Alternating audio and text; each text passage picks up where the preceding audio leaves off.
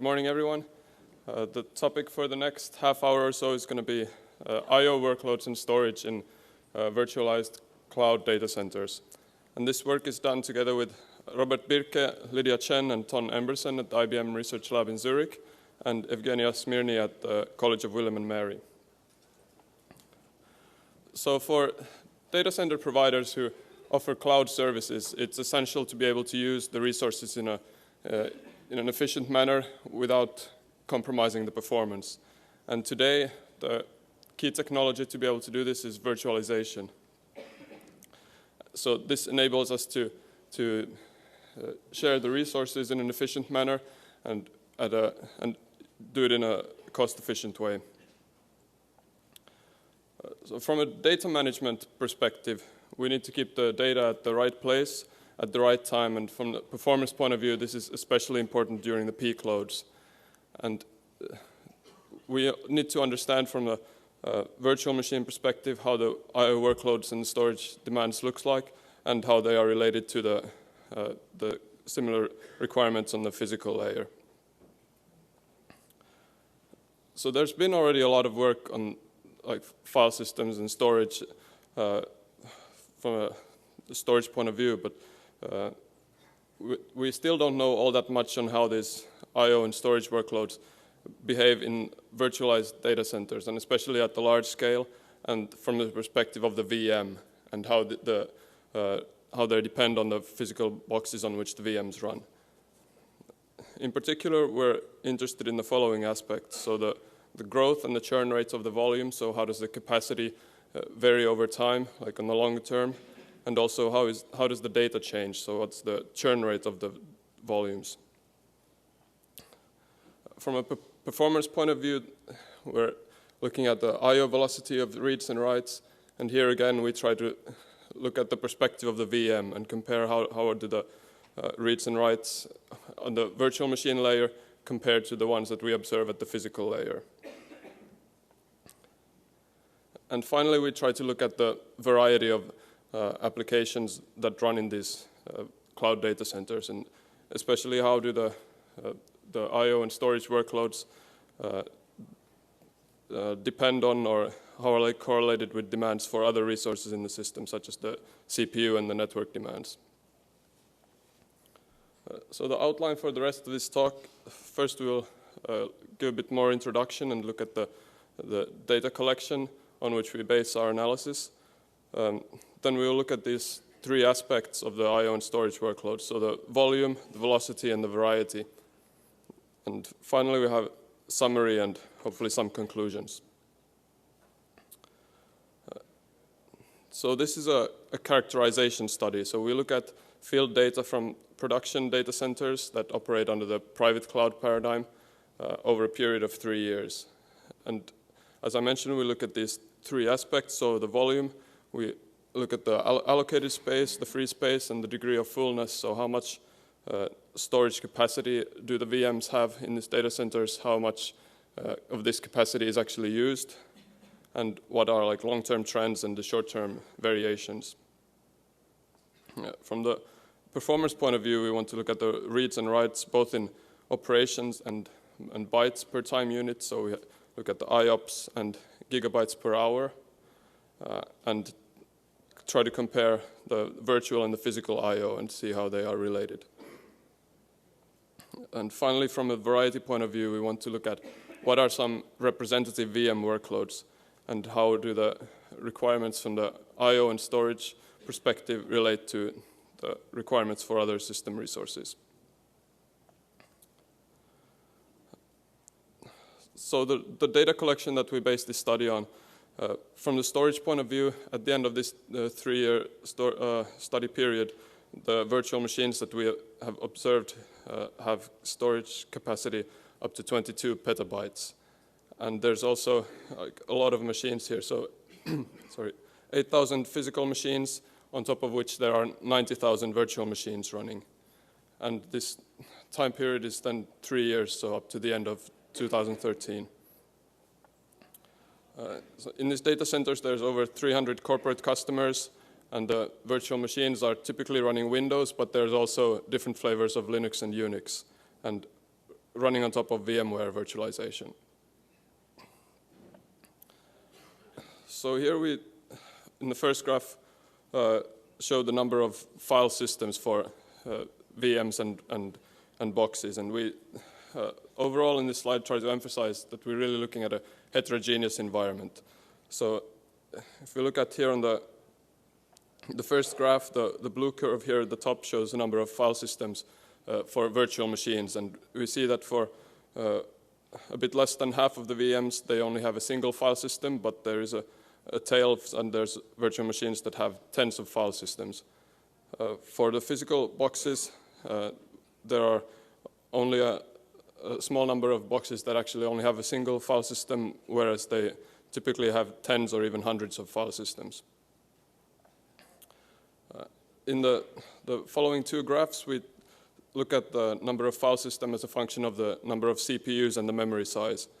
And here, again, if we look at it from the heterogeneity point of view, we see that the virtual machines typically have from 1 up to 16 CPUs, whereas the number for boxes is like from 2 up to 96. And for the memory size, we can also see like a similar pattern, that there's a very large range for the VMs and the boxes.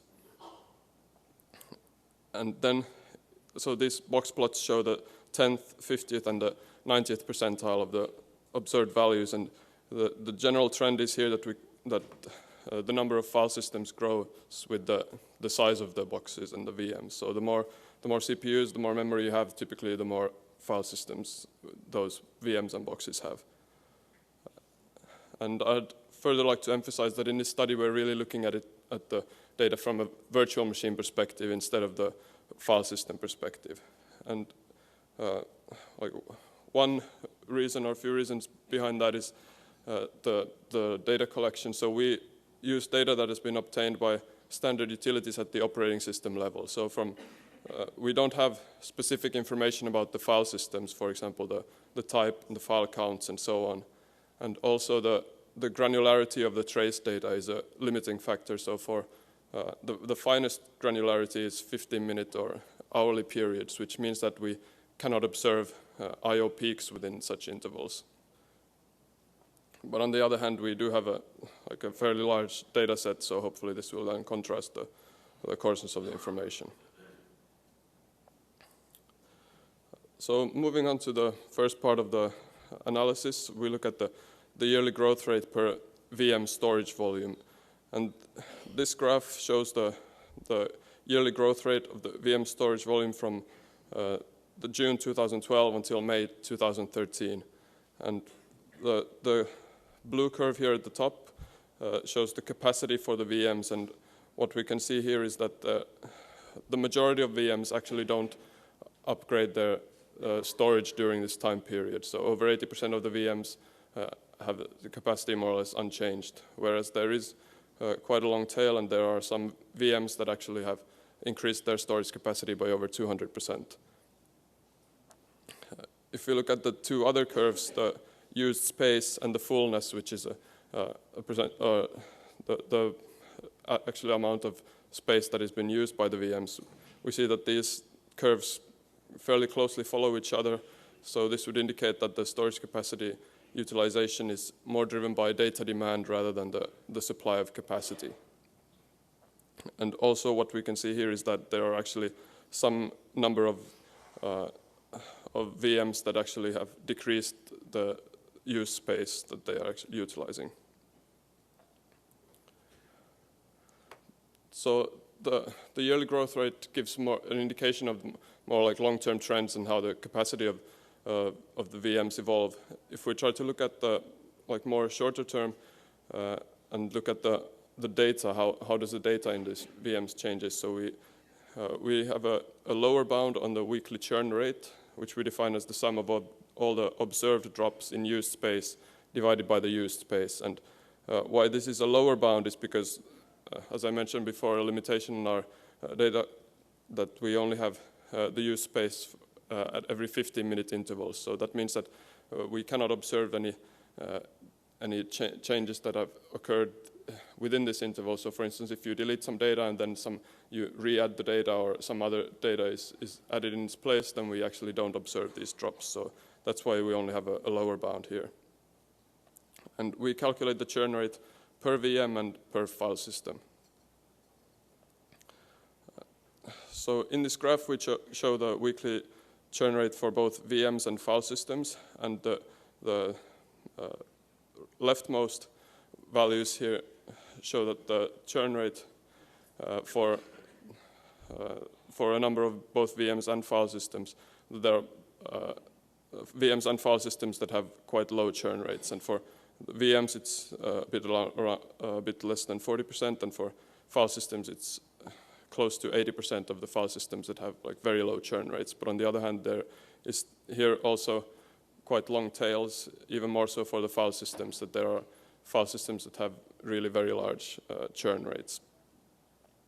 So the means that we calculate for the churn rates are around 18% for the VMs and 21% for the file systems. And since this is a lower bound, we found that this is on par with the previous results. Wallace et al. In FAST 2012 showed a churn rate of 21%, so our lower bound is on par with this. And well, the overall observation is that file systems typically have higher churn variability and higher average churn rate than the virtual machines.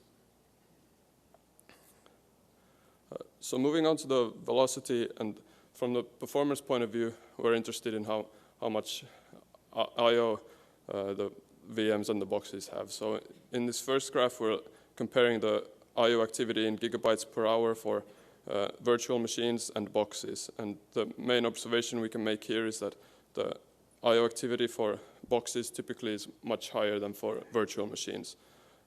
It's actually a factor of 9, which is on par with the average consolidation level of 10 VMs per box.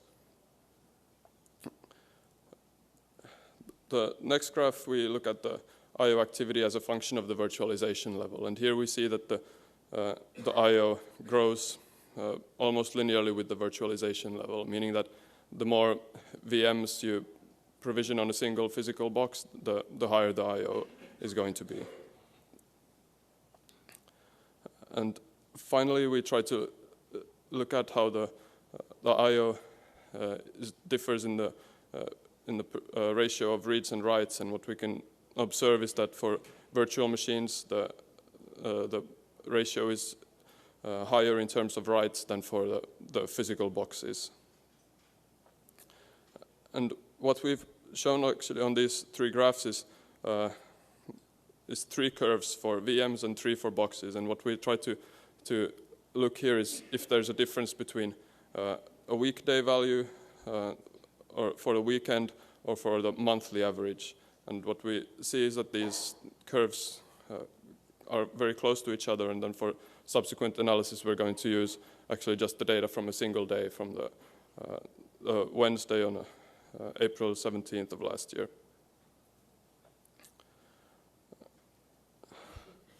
So next we try to look at the amplification and deduplication ratio to see what's the relationship between I/Os that are observed on the virtual machine layer compared to the ones on the physical layer. And the amplification or deduplication ratio here is defined as the number of virtual IOPS divided by the number of physical IOPS. And for values larger than 1, we have deduplication, meaning that for each virtual I/O we have less than 1 physical I/O.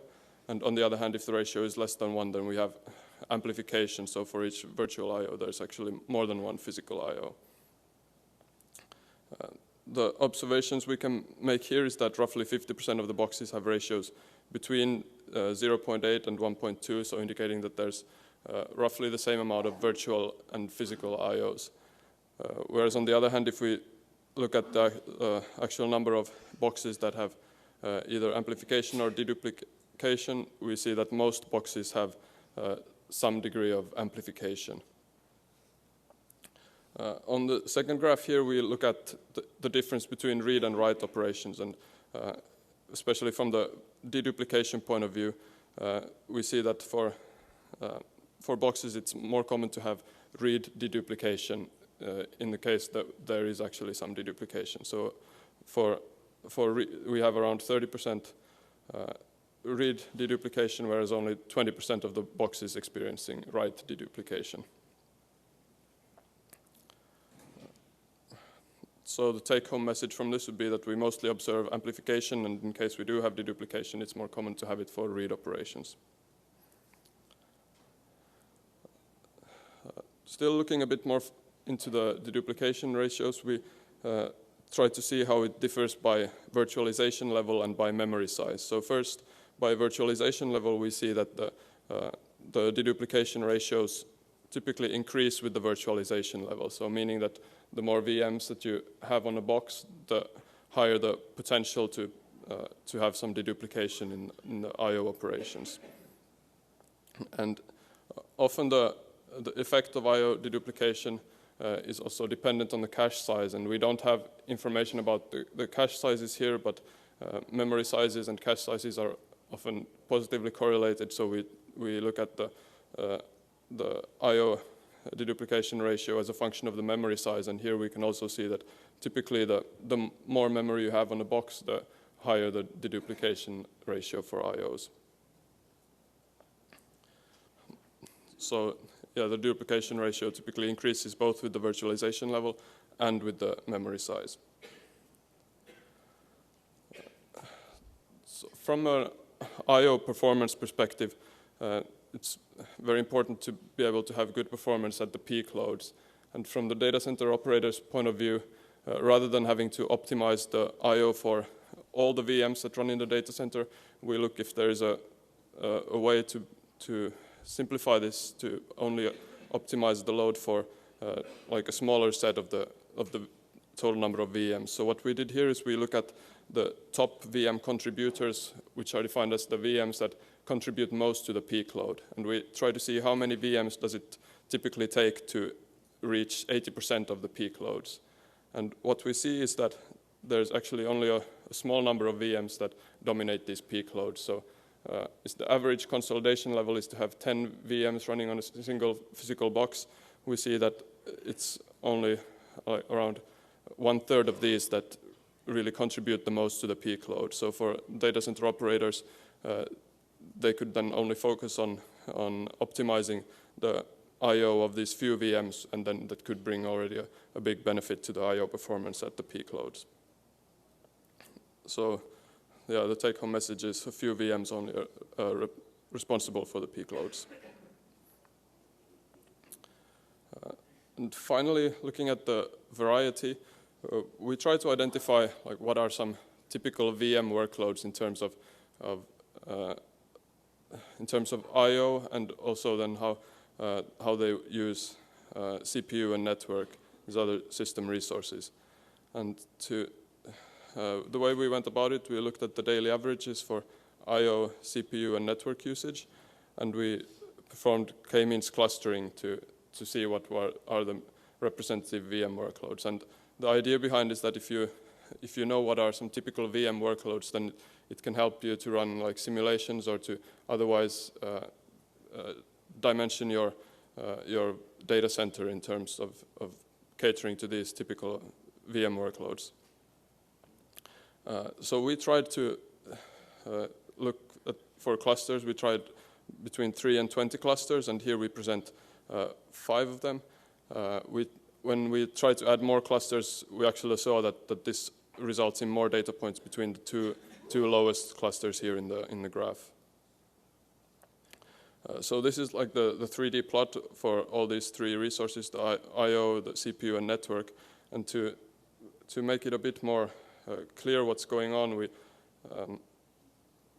we in this next 2 graphs project the results of the I/O and CPU and I/O network onto these 2 planes.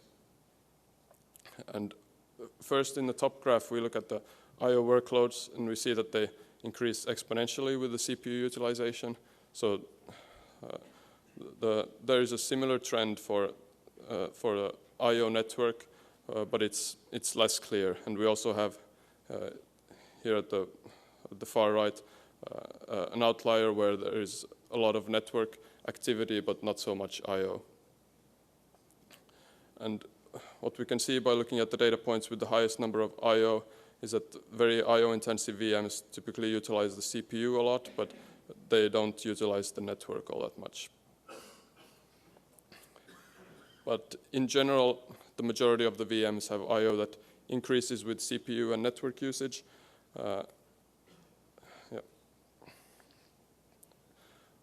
To take another perspective on the variety and the dependency between the I/O workloads and the other resources, we compute the correlation coefficients for the I/O, the CPU, and the network usage pairwise here, and we see that the highest correlation coefficients are for I/O and CPU, and this is like in line with what we saw in the clustering results in the past few slides. For the I/O network and the network CPU pairs, we observe that both VMs and boxes demand both of these resources in a similar manner, and if we then compare the values for the boxes with the VMs, we can see that for the correlation coefficients are slightly lower for boxes than for VMs. So to summarize, we performed a characterization study using field data from private cloud data centers over a period of 3 years. We analyzed storage data of the virtual machines from these 3 different aspects: volume, velocity, and variety. From the volume perspective, the main observations were that the storage capacity increases yearly, but the fullness actually remains constant. And the weekly churn rate for VMs was around 18%. From the velocity point of view, we see that VMs have more write-intensive I/O than boxes, and the total box I/O and the I/O deduplication ratio increases with the virtualization level. And from the performance point of view, the peak loads are contributed to by a small number of VMs. In the variety, the I/O of most VMs increases with the increase of CPU and network usage.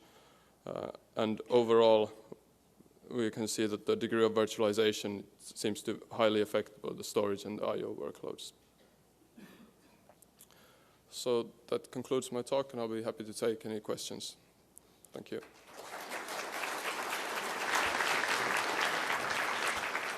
So, do you have a breakdown between true deduplication, meaning different VMs reading the same data, versus caching effects, meaning one VM rereading the same data? Because it seems to me that what you describe as deduplication is actually a combination of both. Yeah, that's true. We don't have, in this data set, we cannot differentiate between caching effects or true deduplication effects. So it's only, we see the total number of I/Os at the virtual machine level and then compare them to the ones at the physical layer, and then where this like deduplication or caching happens, we can't say. Thank you. Thank you. Hi, Fred Douglas, EMC. So with respect to churn, you compare yourself to the paper from Wallace et al. 2012, which I co-authored, and that was about backup workloads. And so which you note in your paper, I noticed, but you didn't say it in the talk. So when you say that you're consistent with prior work that says that around a 20% churn rate is you're in the same ballpark, since it's really kind of apples and oranges, the backup workloads is because data is being explicitly deleted and replaced at regular intervals, and it's a completely different workload. I'm curious if you've thought about whether this is actually consistent with other primary workloads. Yeah, that's a good question. So we did look, we didn't present it here, we did look also at like different, or tried to see how the behavior varies from different applications. And I mean, we don't know exactly what VM is running which application, so the way we deduced it is just by the naming, for instance, of the file system or the storage volumes. Yeah, that's a good point. I think we need to maybe take it offline. I'll check with my colleague. Good, thank you. Okay. Dong from University of Nebraska-Lincoln, and I have a question. Do you have some data about the live VM migration? Because in data center, migration is a common task for load balance and some maintenance work. So I'm wondering if you have some data about the frequency of VM migration in data center. So in this paper we do, again, that's not presented here. I believe it's on the poster, so if you come to the poster session this evening, we did look at how the peak load varies over time, and we see that there's a lot of peaks around midnight, which are consistent with prior work that this could be like VM migrations. But apart from that, we don't like have any more specific details about what like when the migrations actually occur or so. Okay, thank you. Yeah, thank you. Hi, Christos Karamanolis, VMware. I have a couple of questions and hopefully a few answers. First of all, how did you measure what you call a virtual I/O? Did you use the virtual SCSI interface to keep your statistics there, or did you measure those from within the virtual machine operating system? Well, we didn't collect this data ourselves, and what we so the data that we got, it's collected at the virtual machine operating system level, but for more details I would have to check and get back to you. Because that would be very, very important. It would make a huge difference for your data. For one, you asked about, there was the open question of what are the caching effects. Actually, assuming that you're using ESX, there is no caching whatsoever, either read caching or write buffering in the hypervisor. So that amplification or the duplication is actually pretty mysterious to me. So if there is anything like that, those are going to be side effects of buffering in the guest operating system in the VM. Except if, which I very much doubt from what I saw, you're using a virtual desktop product, what's called the VMware View, which actually uses a content addressable in-memory read cache on the host, in which case, yes, you will see a huge deduplication of reads. Actually, I would expect much more than 90% of the reads to hit that in-memory cache on the client being the host where the VM runs. So some of those experimental methodology questions will be very important to clarify.